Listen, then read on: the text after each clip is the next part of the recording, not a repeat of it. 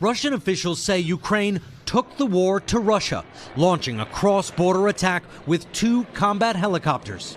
This video appears to show their tracer rounds destroying a fuel depot 20 miles from the Ukrainian border. A senior U.S. defense official tells NBC News that Ukraine was responsible for the daring raid, Ukraine's first of the war. But Ukraine's official response seemed deliberately ambiguous, with defense officials saying they couldn't confirm or deny involvement. The Kremlin tonight criticizing the strike on the Russian facility, saying it could harm ongoing peace talks.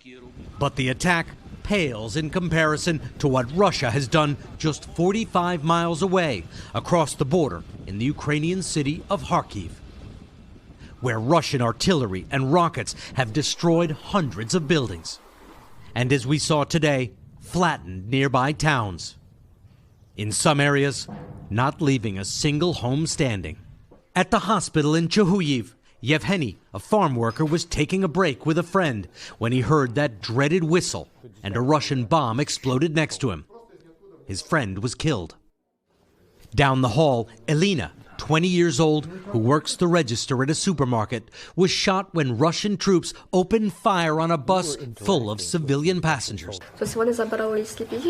She says 8 people were killed and that the Russians went through their pockets and bags and stole their money.